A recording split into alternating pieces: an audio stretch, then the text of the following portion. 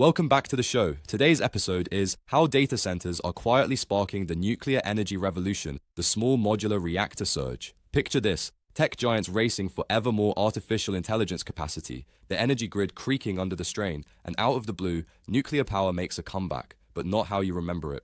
I just finished reading the Berenberg report titled Small Modular Reactors, Data Centers Drive Demand, and it completely rewired how I think about data, energy, and the future of infrastructure. I have so many questions, so let's start at the top. Data center energy demand is apparently exploding. What is causing this spike, and why is the nuclear sector suddenly in the starring role?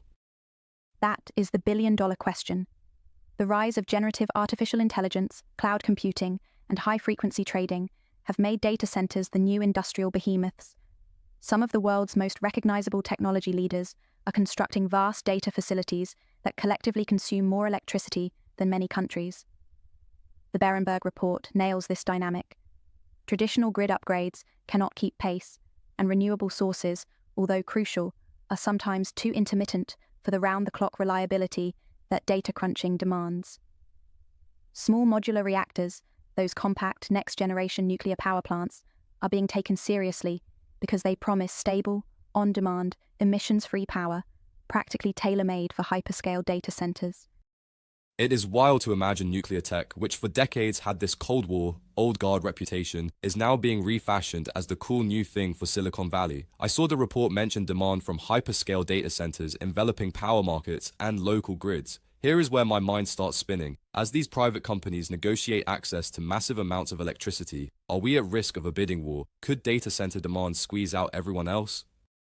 That is a real and growing concern, and not just for grid operators, but also for regulators, city planners, and local communities.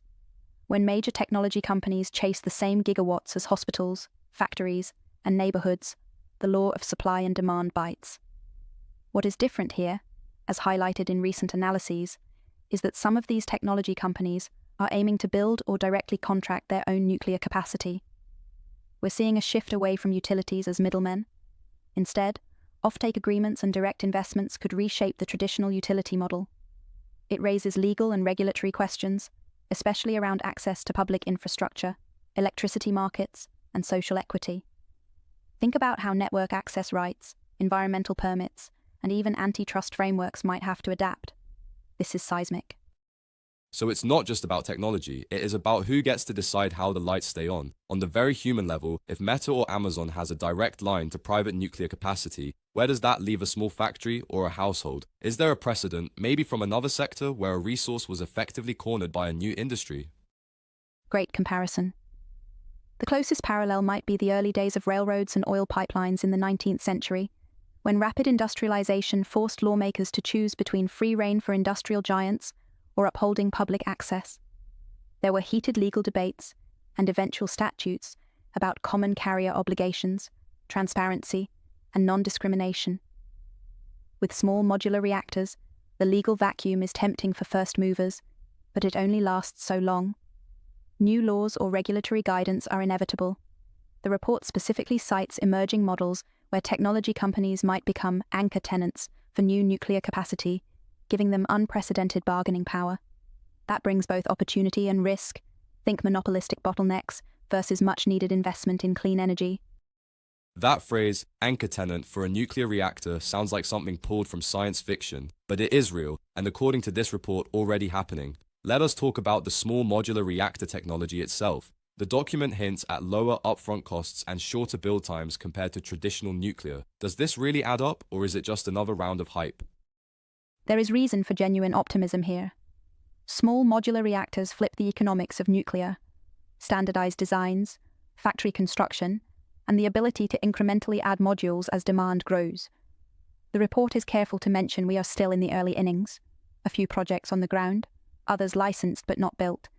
But the potential is attracting both private capital and political support. The legal landscape, though, is a patchwork. Siting rules, safety certification, and liability regimes that were built for gargantuan 1970s-era reactors do not easily translate to this distributed world. Early adopters must navigate a maze of regulations, in part because lawmakers are reacting in real time to both the promise and the perceived threat. I love how the law is forced to catch up every time technology sprints ahead. The report brought up nuclear's public perception problem, the legacy of accidents and anxiety. If you are a general counsel for a technology company betting billions on small modular reactors, how do you thread the needle between innovation and public trust, given this historical baggage?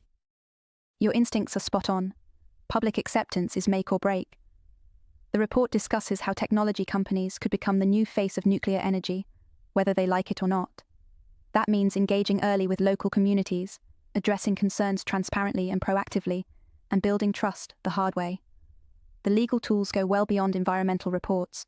They include binding community benefit agreements, rigorous third-party monitoring, and even guarantees of open-door safety data. In practical terms, a bad rollout could invite hostile regulation and lawsuits, while a thoughtful, inclusive process could establish a new blueprint for deploying nuclear in the age of digital infrastructure. Let us get granular. The report alludes to direct agreements, sometimes called power purchase agreements, between data centers and new nuclear projects. How does this differ legally from just buying from the grid? Are data centers essentially becoming mini utilities? That is spot on, and it is fascinating law in the making. A direct power purchase agreement for a small modular reactor is not just financial, it is fundamentally contractual. You are tying the fortunes of a data center directly to a specific plant.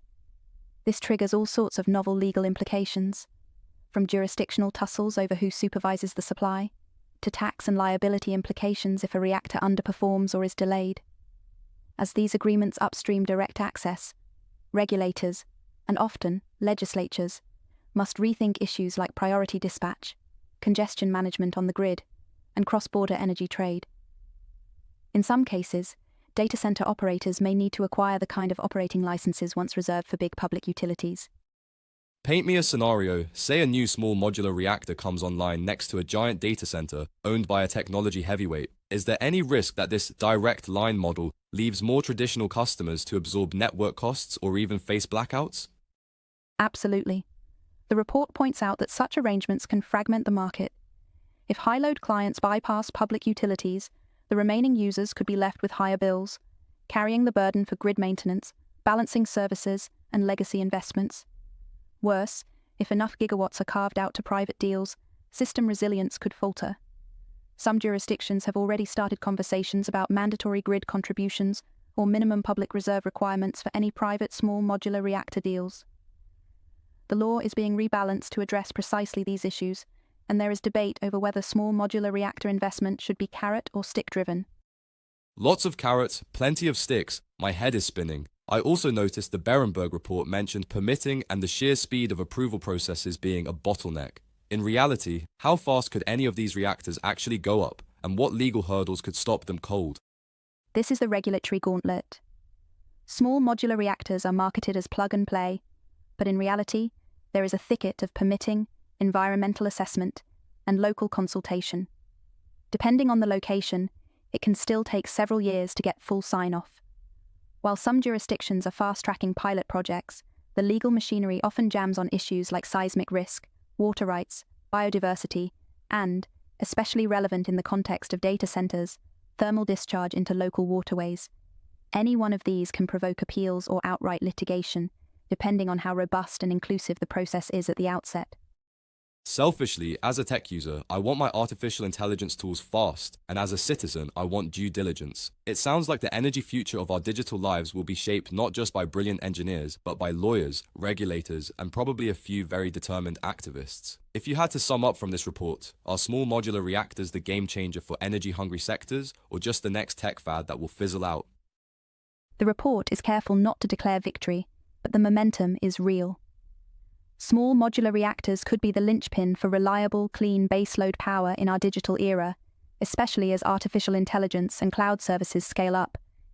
Yet their rollout forces hard questions about who controls critical infrastructure, who foots the bill for grid balance, and whether public trust can be earned. This is not just energy policy, it is social contract work. If lawyers and policymakers can keep pace with the technologists, we could see a golden age for both zero-carbon power and technology innovation. If they cannot, expect turbulence. So, the nuclear revolution has logged in, not with a mushroom cloud, but with a server rack. High stakes, huge opportunities, and a legal chessboard that is just beginning to take shape. Thank you for helping us untangle what might be the most important infrastructure story of the decade. Thanks to everyone for listening. See you in the next one.